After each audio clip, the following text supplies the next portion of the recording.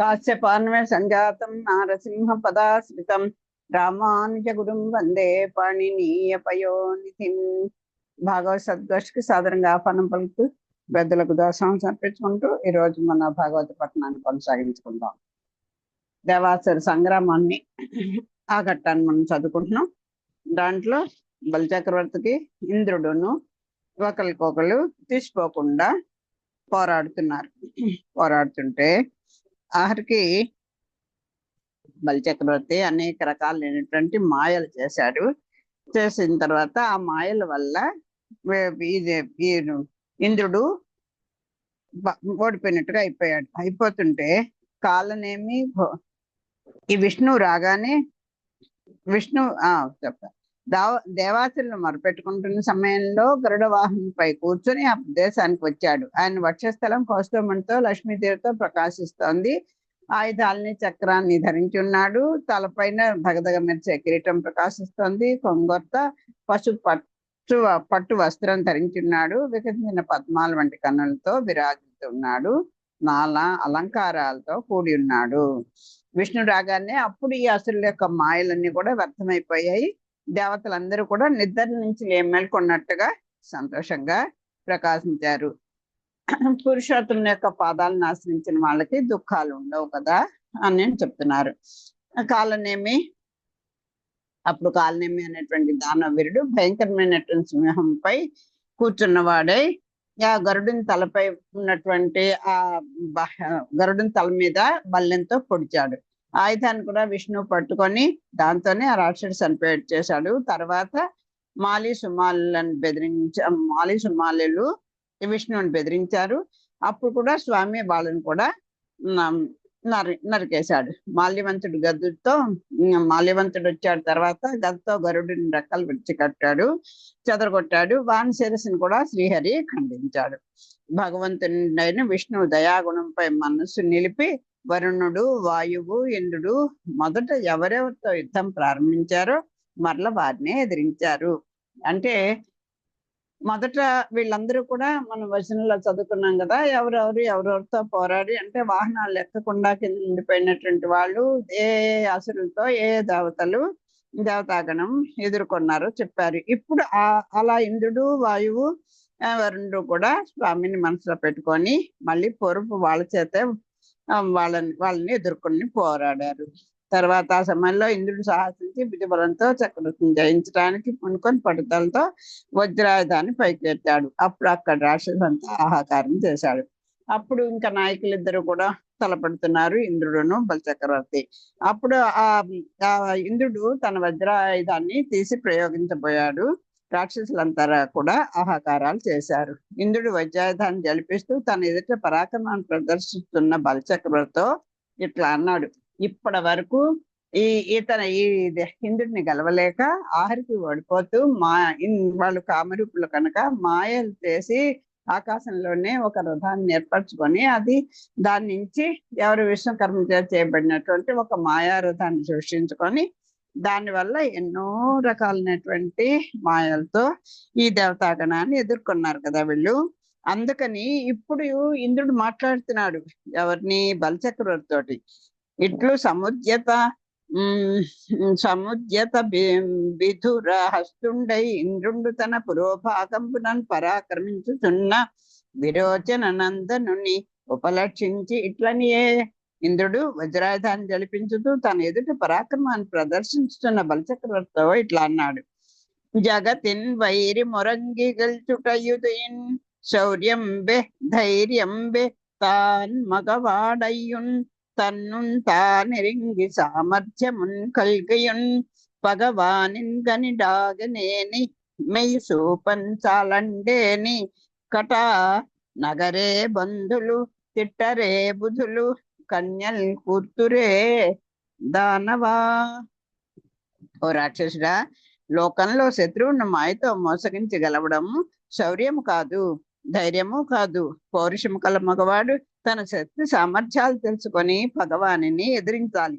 అటువంటి శక్తి కలిగి కూడా కనిపించకుండా దొంగ వేషాలు వేస్తే చుట్టాలు నవ్వుతారు, పండితులు తిడతారు, ఆడపిల్లలు పెదవి సైతం విరుస్తారు. ఇంకా నిన్ను రక్షించుకోలేని వాడి మమ్మల్ని నేను రక్షిస్తా ఉంటూ ఆ స్త్రీలందరూ కూడా, ఆడపిల్లలు కూడా దూరం వెళ్ళిపోతారు, నిన్ను నిర్లక్ష్యంగా చూస్తారు. మాయల్ చేయంగ రాదు పో నగవులే మాతోటి పోరాటముల్ దాయా చిక్కితివి బ్రక్కలించెదన్ ఘనదంభోళి ధారాహతిన్ నీ ఇష్టార్థము నెల్లన్ చూడుము వెసన్ నీ వారలన్ కూడుకో నీ ఆటోపము నిర్జరేంద్రుడటంచున్ నేడు ఆదిలో దుర్మతి అని ఉపాలంబించిన విని విరోచన నందనుండు ఇట్లనియే. ఆ ఇంద్రుడు ఏమంటున్నాడు, ఓ దుర్మార్గుడా, ఇక నీ మాయలు చెల్లవు, మాతో పోరాటాలు నవ్వులాటలు కావు. నా చేతికి చిక్కినావు, తలతల్ల మెరిసే ఈ వజ్రాయుధంతో నిన్ను చీల్చివేస్తాను. త్వరగా నీ కోరికలు ప్రకటించుకో, నీ వారిని కలుసుకో. ఈనాటి యుద్ధంలో నీ అహంకారాన్ని అణిచివేస్తాను. ఈ విధంగా నిందించుతున్న సుర చక్రవర్తితో బలిచక్రవర్తి ఇలా అన్నాడు. ఉరిశిక్ష వేసే వాళ్ళకు కూడా ఆఖరి కోరిక ఏమిటో అడుగుతారు కదా, అలాగా ఈ ఇంద్రుడు అడుగుతున్నాడు, నువ్వు కావాలంటే నీ వాళ్ళని ఒకసారి అందరిని పిలిచి ఒకసారి చూసుకో, వాళ్ళందరినీ నీ కోరికలు ఏమిటో ప్రకటించుకో, నీ వాళ్ళందరినీ కలుసుకో. ఇక్కడితో ఈ క్షణంతో నీ అహంకారం అణిచివేస్తాను. నీకు ఇంకా నీ మాయలు ఏమి చల్లవు. మాతో యుద్ధం చేయడం అంటే ఏదో నవ్వులాటగా ఉందా? మనం అంటాం చూడండి, ఏమిటి అంత ఇదైపోతున్నావు, నాతో పెట్టుకుంటున్నావు, ఏమన్నా నవ్వులాటగా ఉందా? నేనంటే ఏంటో నీకు అంత తేలిగ్గా చూస్తున్నావా అని అడుగుతాను చూడండి. అలాగా మాతో పోరాటాలు నవ్వులాటలు కావు, నా చేతికి చిక్కిపోయావు, తల మెరిసేటువంటి ఈ వజ్రాయుధంతో నిన్ను చీల్చివేస్తాను అని చెప్తున్నాడు.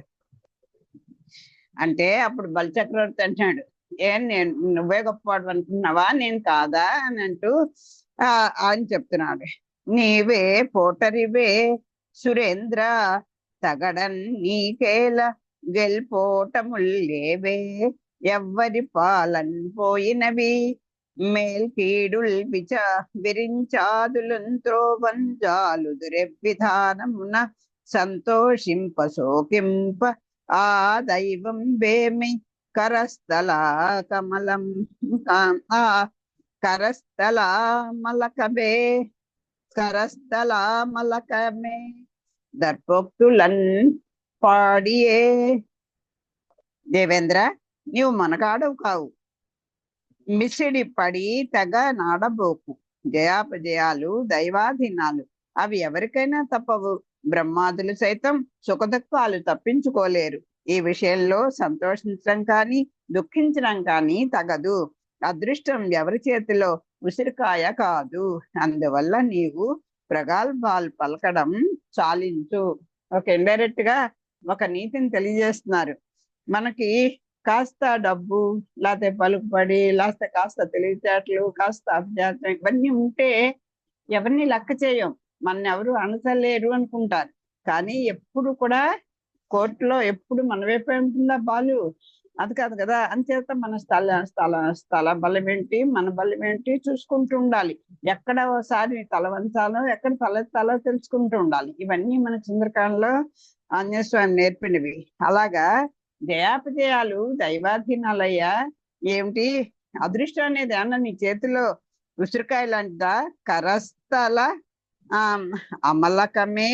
ఏమిటి కరస్థల అంటే, స్థలం అంటే చెయ్యి, కరస్థల అంటే అరిచేతుల మధ్యలో ఉండేటువంటి ఉసిరిపండు లాంటిదా ఏమన్నా అదృష్టం అంటే?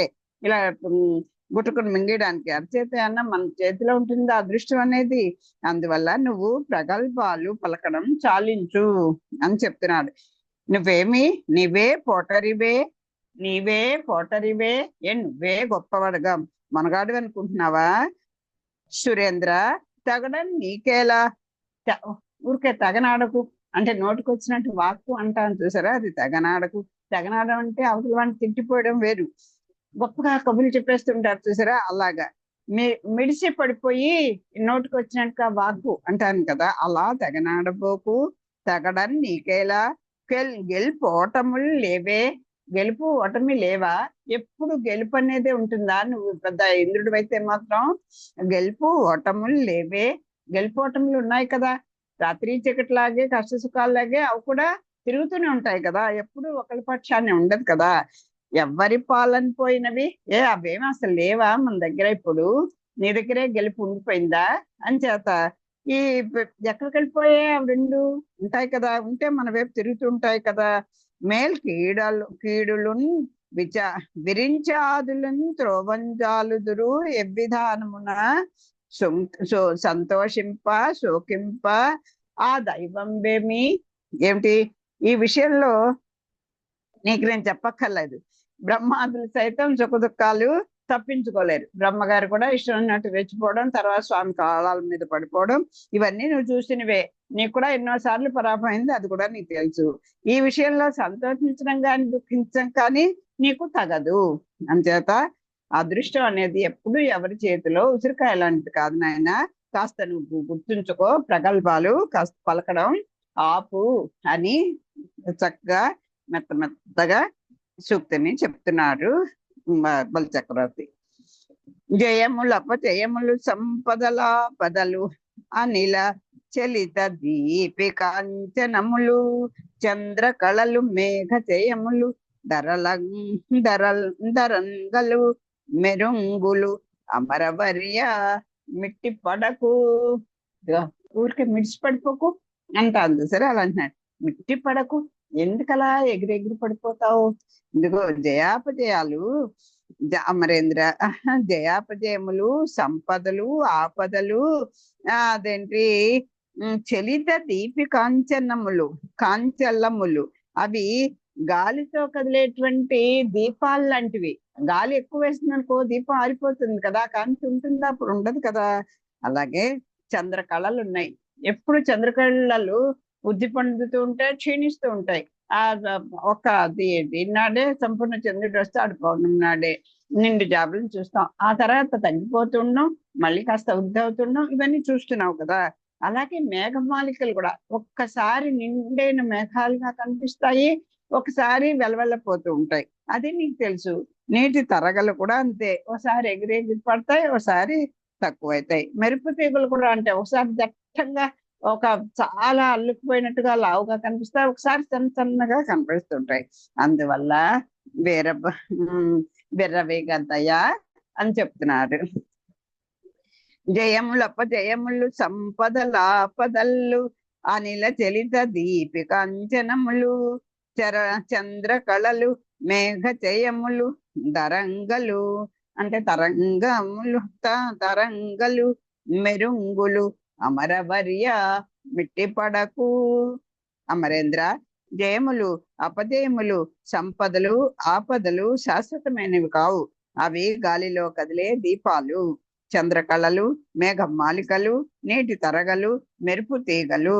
ఇవి అందువల్ల విర్రవీగవద్దు అని ఇట్లా చేపించి వీరుండు దానవనాథుండు నారసముల నింద్రు మేన నాటించి మహాఘోరాయుధ కల్పములకు శూరాలాపములు చెవులన్ జొనిపెన్ మరలన్. పై విధంగా వీరాధి వీరుడైన బలిచక్రవర్తి ఇంద్రుని తోలనాడి అతని శరీరంలో వాడి బాణాలను గుచ్చినాడు. అతని చెవులు చిల్లులు పడే పదునైన ములకల వంటి సూటిపోటు మాటలు కలిగినాయి. పై విధంగా వీరాధి వీరుడైన బలిచక్రవర్తి ఇంద్రుని తోలనాడి అతని శరీరంలో వాడి బాణాలను కూడా గుచ్చాడు. అతని చెవులు చిల్లులు పడే పదునైన మునుకుల వంటి సూటిపోటు మాటలు పలికినాయి. ఇంకా ఈ బలిచక్రవర్తి పని చెప్పినటువంటి మాటలన్నీ కూడా ఒక సూటిపోటు లాగా ఇంద్రుడు అంతటి వాడికి మరి అలాంటి బుద్ధులు చెప్తే ఆయన మరి సహించగలడా? అంచేత అలా ఉన్నాయి. ఈయన బలిచక్రవర్తి వేసినటువంటి తూలనాడాడు, ఎంతో తక్కువగా చూశాడు, అలా మాట్లాడాడు, వాడి బాణాలతో గుచ్చేశాడు. చెవులు కూడా అతని యొక్క నిందారోపణలతోటి చిల్లులు పడినట్టు అయిపోయాయి ఇంద్రుడికి.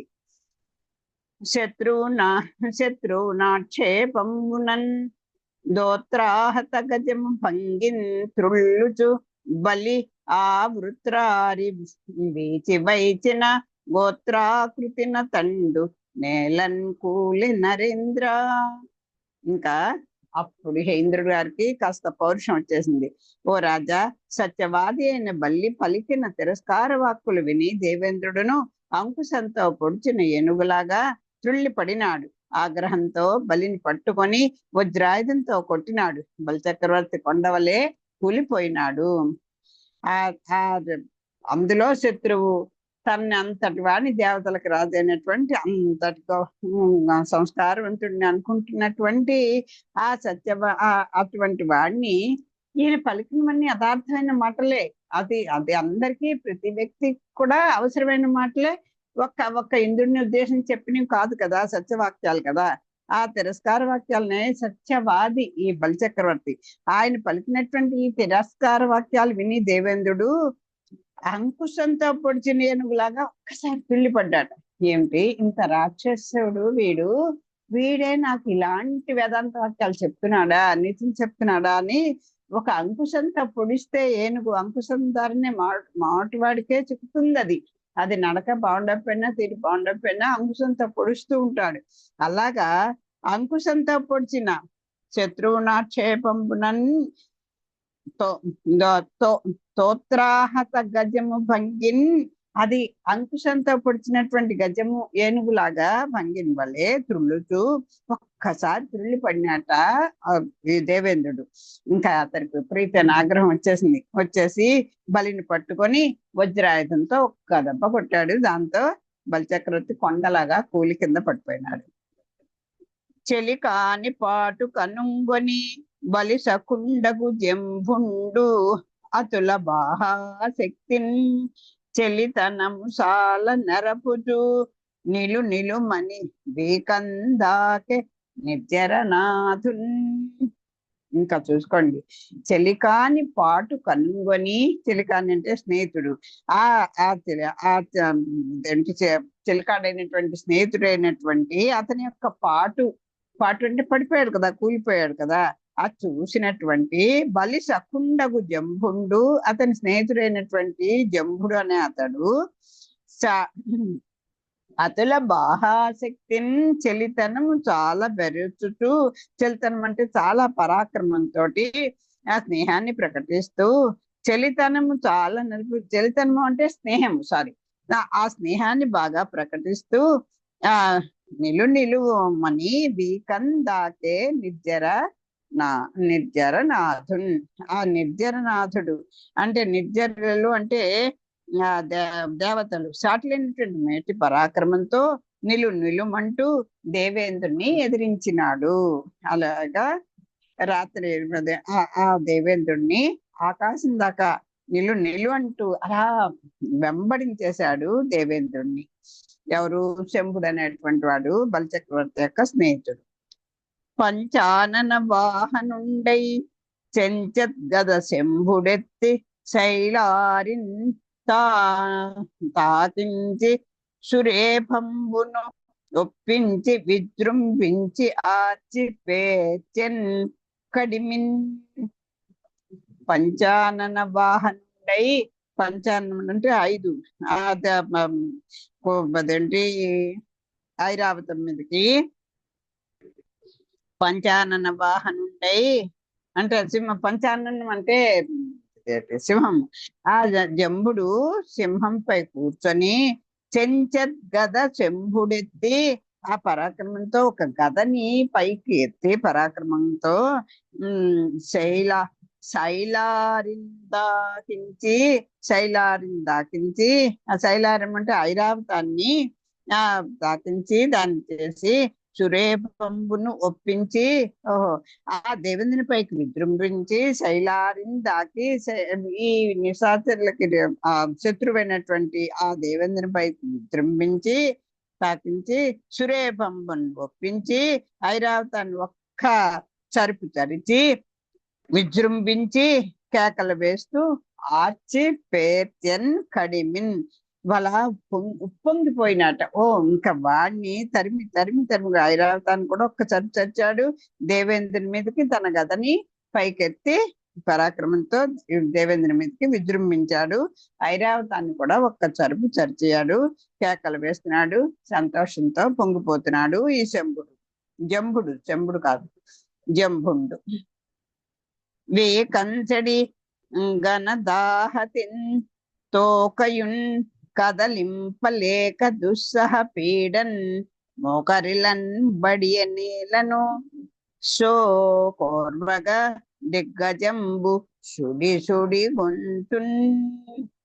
ఇంకా క్రూరమైనటువంటి ఆ జంబుని గదాహతంతో ఐరావతం ఉత్సాహం కోల్పోయింది. అసలు ఐరావతంతో అన్నపోటీ ఉందా? వజ్రాయుధాన్ని కూడా, ఆ వజ్రాయుధం ఎంత గొప్పదో ఐరావతం అంత గొప్పదే కదా.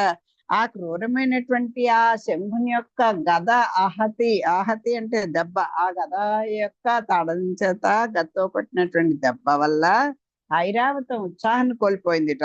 ఓర్వరాని బాధతో గిర గిర తిరిగి తోకని సైతం కదలించలేక ముందుకు వంగి నేలపై వాలిపోయిందిట. ఈయన ఐరావతాన్ని అధిరోహించి ఉన్నాడు ఇంద్రుడు. అది కూడా ఐరావతం కూడా గిలగిలగిల కొట్టుకొని అంత గజం కూడా కింద పడిపోయిందిట. ఏంటి బేకంచడి ఆ ఘన ఘన ఘన గదాహతిన్ తో ఘనమైనటువంటి ఆ గద యొక్క దెబ్బ చేత తోకయున్ కదలింపలేక, కనీసం ఆ తోకను కూడా అటు ఇటు కదల్చుకోలేక దుస్సహ పీడన్ కష్టమైనటువంటి ఆ బాధని భరింపరన్నటువంటి ఆ బాధతో మోకరిలన్, ఏనుగు ఎప్పుడు కిందకి కూర్చుంటుంది? ఎప్పుడు కూర్చోదు. దాని శక్తి తగ్గిపోయినప్పుడే మామటి వాడు సైకిల్ చేత కూర్చుని తప్ప కూర్చోదు. అలా మోకరిల పడిపోయింట నేలను. సోకు ఓర్వక, సోకు అంటే ఆ కష్టాన్ని బాధని తట్టుకోలేక దిగ్గజంబు, ఆ దిగ్గజము మామూలు చిన్న కాదు కదా, దేవిని సుడి సుడి గొన్నట్టు. సుడి సుడి అంటే పాపం అలా గిలగలి కొట్టుకుంటూ కిందకి వాలిపోయింది. అయ్యాడా సారథి వేయుహయంబుల తేరాయిత పరచి తేర దేవేంద్రుండు తానారోహించెను దైత్యుండు దారత మాతలిని శూలధారన్ పొడిచెన్. అప్పుడు ఆ సమయంలో ఇంద్రుని సారథి అయిన మాతలి 1000 గుర్రాల రథాన్ని సిద్ధం చేసి తీసుకొని వచ్చినాడు. దేవేంద్రుడు దానిపై కూర్చున్నాడు. అప్పుడు శంభుడు వాడి అయిన బాణంతో మాతల్ని పొడిచినాడు. అప్పుడు ఈ మాతలి ఆ ఇంద్రుని గారి యొక్క సారథి. ఈయన అప్పుడు రామరావణ యుద్ధంలో ఈ మాతల్ని పంపిస్తాడు సారథిగా ఆ దేవేంద్రుడు. అప్పుడు ఆయన్ని ఆ మాతలు తొందర పెడతాడు. రామచంద్ర, ఎందుకు ఇంకా నువ్వు సైరిస్తున్నావు? అతని విషయంలో తొందరపడు అని చెప్తాడు. ఆ సమయంలో ఇంద్రుని సారథి అయినటువంటి మాతలి సారథి వేయు హయంబులన్ తేరు ఆయుత పరచి తేర దేవేంద్రుండు తాన్ ఆరోహించెను దైత్యుండు తాన్ ఆరత మాతలిని శూలధారన్ పొడిచెన్. ఆ సమయంలో ఇంద్రుని సారథి అయిన మాతలి 1000 గుర్రాల రథాన్ని 1000 హయంబులన్ 1000 గుర్రాలు కలిగినటువంటి రథాన్ని 1000 గుర్రాల రథాన్ని సిద్ధం చేసుకొని తేన్ అంటే తీసుకొని వచ్చాడు. అంటే ఇక్కడ తీసుకొని వచ్చాడు. దేవేంద్రుండు దేవేంద్రుండు తాన్ తానప్పుడు దాని మీద కూర్చున్నాడు. దైత్యుడు అంటే ఈయన అప్పుడు ఈ శంభుడు వాడి అయినటువంటి దైత్యుండు తాన్ ఆరత మాతలిని శూలధారన్ పొడిచెన్. అప్పుడు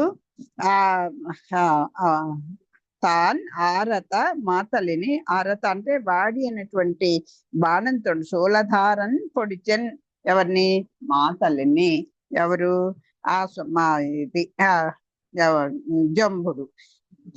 జంబుండు అలా పొడిచాడు. ముందర పాపం ఇలా ఎప్పుడైతే ఐరావతం కింద పడిపోయిందో అంటే మాతలు వచ్చేసి ఆ మాతలు వచ్చాడు. 1000 గుర్రాలని కట్టినటువంటి రథాన్ని తీసుకొని వచ్చేసాడు యుద్ధానికి దేవేంద్రుడి కోసం. తీసుకొస్తే దాని మీద కూర్చున్నాడు దేవేంద్రుడు. అప్పుడు జంబుడు ఏం చేశాడు, వాడి అయినటువంటి ఒక బాణంతో ఆ రథసారథి అయినటువంటి మాతల్ని పొడిచాట. శూల నిహతి నొంది సృక్కగయార్చిన సూతు బెరకు మంచు సురవిపుండు వాని శిరముందునిపి వజ్రఘాతంబున దైత్యసేనలల్లన్ తల్లడిల్లా. అది ఇప్పుడు ఇంద్రుడు గారి వైపు వచ్చింది జయం. శూల నిహతి నుండి సృక్కక ఆర్చిన సూతు వెరకు మంచు. నువ్వు సూతుని అంటే ఆ సారథిని వెరకు మంచు, ఇదిగో నువ్వు భయపడకు, నేనున్నాను చూస్తాను అంటూ శిరవిపుండు వాని శిరముందునిపే వజ్రఘాతంబున వజ్రాయుధంతో ఆ శంభుని యొక్క తలని దేవేంద్రుడు నరికేశాడు. దైత్య సేనలన్ తల్లడిల్లా. అప్పుడు ఈ దైత్యుల యొక్క రాక్షస సైన్యాలన్నీ కూడా చెల్లాచెల్లుదరైపోయి ఎక్కడెక్కడ ఎప్పుడైతే అలాంటి జంబుడు కూడా నరకబడి చేసరికల్లా ఈ రాక్షస సైన్యాలన్నీ కూడా ఎక్కడికక్కడ చెల్లాచెదరై పారిపోయారు. జంబుని బల్లెంద శూల నిహతి నుండి సృక్కక ఆర్చిన. ఏమిటి, జమ్ముని బల్లెం దెబ్బకు ఏమీ తడబడిపోలేదు ఎవరు మాతలి, ఒట్నే తల్లడిల్లకుండా కేకలు వేశాడు. అర్చిన అంటే అర్చిన అంటే కేకలు వేశాడు. సూతు బెరకు మంచు సుత నువ్వు భయపడకు నన్ను చెప్తూ భయపడవద్దని చెప్పి సురవిపుండు వాని శిరముంద్రునిపే వజ్రఘాతంబున ఆ వజ్రాయుధంతో ఆ సూతుడు అంటే ఆ రథ సారథి అయినటువంటి సూతు అదే రథసారథిని భయపడవద్దు అని చెప్తూ ఆ సురవిపుండు అంటే ఆ దేవేంద్రుడు ఎవరి వాని శిరము దున్నిపే, ఎవరి శిరముని, జంబుని యొక్క శిరాన్ని ముక్కలు చేశాడు, నరికేశాడు వజ్రఘాతమున వజ్రాయుధంతో. దైత్య సేనలన్నీ తల్లడిల్లా. ఈ దైత్య సేనలన్నీ కూడా చెల్లాచెదురైపోయినాయి. చని సురనాథు చేన్ గలన శంభుండు చచ్చుట నారదుండు చెప్పిన విని వాని భ్రాతలు గంభీర బలాధికుండు ఆ బాలుండు పాక నముచు ఆ పురందరుని గాంచి ఖరోక్తులందూల నాడుచున్ గన జలధారలన్ నగమున్ గప్పిన చాట్పునన్ కప్పిరి అమ్ములన్. ఎలాగట, పోరాటంతో చని సురనాథు చేన్ గలన జంబుండు చచ్చుట, ఇలా పోరాటంలో జంబుడు చనిపోయాడు అన్నటువంటి సంగతిని బలవంతులైన అతని సోదరులు బలుడు, పాకుడు, నముజి అనేవారు నారదుని ద్వారా విన్నారు. నారదుని వారు చెప్పారు, ఎవరికి, నాయన మీ అదండి జంబుడు చనిపోయాడు అన్న సంగతి. చని వెళ్ళి సురనాథు చే ఆ సురులకు ఆ సురనాథుడు అంటే దేవేంద్రుని చేత కనల అంటే చనిపోయినటువంటి శంభుడు బలవంతులైనటువంటి చనిపోయిన సంగతిని కనల శంభుండు చచ్చుట నారదుండు చెప్పిన విని వాని భ్రాతలు గభీర బలాధికుండు బలుండు పాక నముచులు ఆ పురందరుని కాంచి ఖరోక్తులన్ తూలనాడుచున్ ఘన జలధారలన్ నగమున్ కప్పిన చాట్పునన్ కప్పిరి అమ్ములన్. అంటే నాయన ఎవరికి చెప్పాడు, ఎవరి ద్వారా విన్నారు, ఈ జంబుడు చనిపోయాడని చెప్పి తన సోదరులు ముగ్గురు విన్నారట. ఎంతమందో మనకు తెలియదు కానీ మా బలుడు, పాకుడు, నముచి అనేటువంటి వారు ముగ్గురు కూడా ఈ నారదుని ద్వారా జంబుడు చనిపోయిన సంగతి విన్నారు. వారు అప్పుడు ఏం చేశారు, గంభీర బలాధి అప్పుడు నమ్ముచు ఆ పురందరుని కాంచి ఖరోక్తులన్ వారి రంగంలో దుమ్మి పోటు మాటలతో ఆ ఇంద్రుని నిందించినారు. కఠోరమైనటువంటి మాటలతోటి ఆ నిందించారట ఇంద్రుణ్ణి. ఎవరు? అతని సోదరులు, జంబుని సోదరులు ముగ్గురు కూడా వాడుతు ఘన జలధారలను నగమున్ కప్పిన చాట్పునన్. బ్రహ్మాండటువంటి అడతెరిపినటువంటి కుంభ వృష్టి కనుక అది పడిపోతే అక్కడ కొండ ఉందని కూడా కనిపిస్తుందా? కనపడదు కదా. అంత పెద్ద కొండను కూడా కుంభ వృష్టి చేస్తుంటే ఆ కొండనంతా కూడా కప్పేస్తుంది, పైకి కనపడనీయకుండా. అలాగట వారు కప్పిన చాటునన్ కప్పిరి అమ్ములన్. ఆ జంబుని యొక్క శరీరం అంతా నరకపడిపోయింది కదా. అప్పుడు ఆ బాణాల చేత కప్పేశారట పైకి కనపడకుండా. చూడు ఎంత ఎలాంటి వచ్చాడు అని అనేస్తారేమోనని ఆ బాణాల చేత కప్పేశారట ఆ జంబుని యొక్క అన్నదమ్ములు ముగ్గురు కూడా.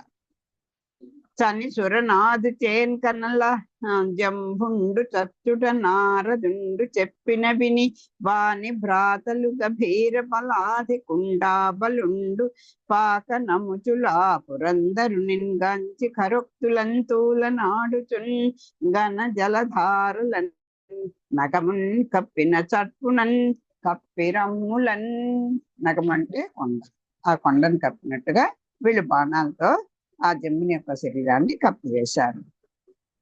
విభుదలో కేంద్రుని వేయి కుట్రంబుల నన్ని కోలల బలుండదర చేసే నిన్నూట మాతలి నిన్నూట రథమును ఆరీతి ఇంద్రుండు ప్రత్యంగకమును ప్రత్యంగకమును వేధించెన్ పాకుండు వింటడాస్త్రంబులేయుట దడగుట ఎరుంగన్ రాదు కనక పుంఖంబుల కాండంబులొగపది ఏ ఇంట నముచియు మేసియార్చే బలిమి నిట్లు మురుగు పగవాని రథ సూత సహితు ముంచి రస్త్రజాలములను వనజలోక సకుని వాన కాలంబున మొగులిగములు మునుంగ మోగినట్లు.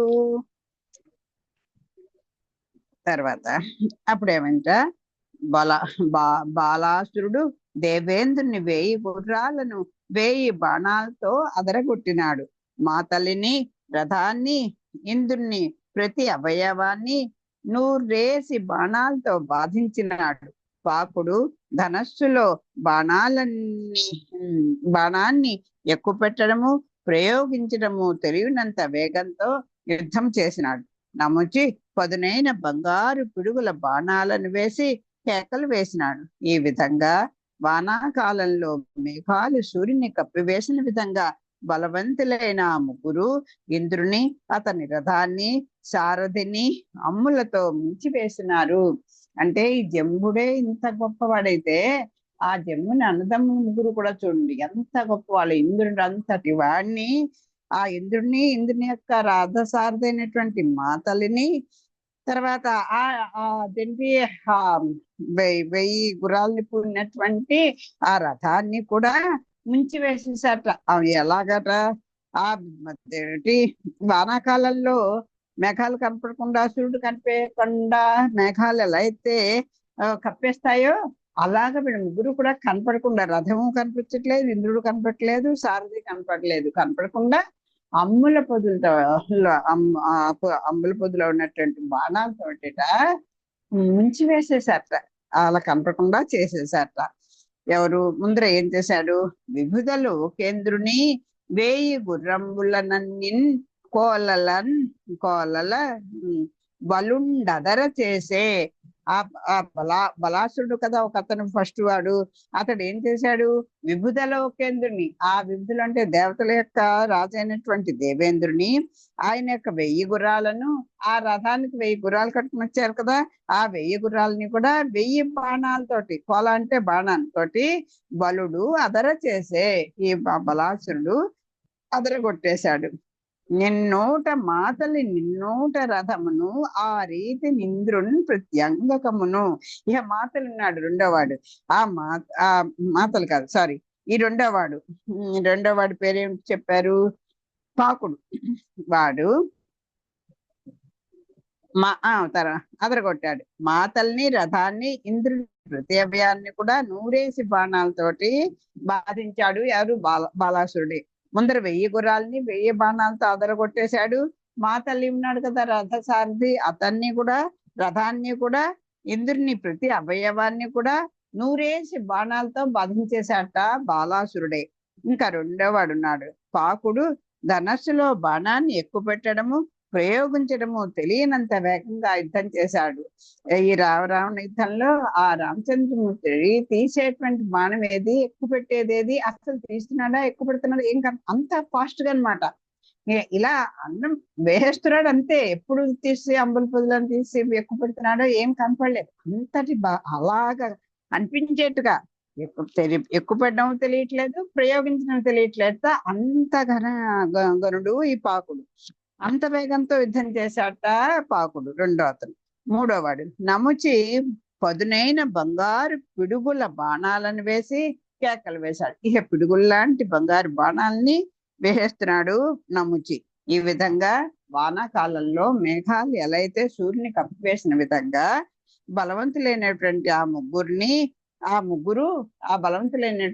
ముగ్గురు బాలాసురుడు, నముచి, ఆ పాకుడు, వీళ్ళ ముగ్గురు కూడా ఇంద్రుణ్ణి, రథాన్ని, సారథిని కూడా, రథాన్ని కూడా అంతా బాణాలతో ముంచి వేశారు. అంతటి పరాక్రమంతులు వాళ్ళు. విభుదలు కేంద్రుని వేయి గుర్రంబులనన్ని కోలల బలుండదర చేసే నిన్నూట మాతలి నిన్నూట రథమును ఆరీతి ఇంద్రు ప్రత్యంగకమును వేధించే పాకుండు వింట వాడస్త్రంబులేట దొడగుటైరుంగరాదు కనక పుంఖంబుల కండంబులొక 10 ఇంట నమిచియునేసి ఆర్చే బలిమి నిట్లు మురుగు పగవారి రథసూత సహిత ముంచి రస్త్రజాలములను వనజలోక సకుని వానకాలంబున మొగులుగములుమునుంగ మోగినట్లు. బాలాసురుడు దేవేంద్రుని 1000 గుర్రాలను 1000 బాణాలతో అదరగొట్టినాడు. మాతల్ని, రథాన్ని, ఇంద్రుని ప్రతి అవయవాన్ని నూరేసి బాణాలతో బాధించినాడు. పాకుడు ధనస్సులో బాణాన్ని ఎక్కుపెట్టడము ప్రయోగించడము తెలియనంత వేగంతో యుద్ధం చేసినాడు. నముచి పదునైన బంగారు పిడుగుల బాణాలను వేసి కేకలు వేసినాడు. ఈ విధంగా వానాకాలంలో మేఘాలు సూర్యుని కప్పివేసిన విధంగా బలవంతులైన ఆ ముగ్గురు ఇంద్రుని, అతని రథాన్ని, సారథిని అమ్ములతో ముంచి వేసినారు. అవసరంబున అమరారాతుల బాణజాలముల పాలైపోయితే చెల్లరే అమరాధీశ్వర అంచు భిన్న తరులయ్యం బోధిలోన్ చెంచలత్వంబునన్ కృంకుమణి జనంబుల క్రియన్ దైత్యాధిప వ్యూహ మధ్యంబునన్ చిక్కిరి వేల్పులందరూ విపత్వానంబులన్ చేయుచున్. ఆ సమయంలో అయ్యో అమరాధినాథ, అసురుల బాణాలకు గురి అయిపోయినావా అంటూ ఆర్తనాదాలు చేస్తూ దేవతలందరూ ధనుజేశ్వరుల మొగ్గరం నడుమని చిక్కుకొన్నారు. ధనుజేశ్వరుల ముగ్గురు నడుమ చిక్కుకొన్నారు. సముద్రం నడుమ పడవలో మునిగిపోయే వర్తకుల వల్లే ఆహాకారాలు చేసినారు. ఒక 2 పడవ నిండా సరుకులు వేసుకొని వర్తకానికి పెడుతున్నటువంటి ఒక పడవ సముద్రంలో ఎలా అయితే మునిగిపోతే ఆ పడవలో వాళ్ళు ఎలా అయితే ఆహాకారాలు చేస్తారో, ఈ ముగ్గురి మధ్యత దేవేంద్రుడే చిక్కుపోతే ఇంకా అసుర దేవతాగణం అంతా కూడా చిక్కుంటారు కదా. అలా చిక్కుపోయారట వీళ్ళందరూ. ఆ సమయంలో అయ్యో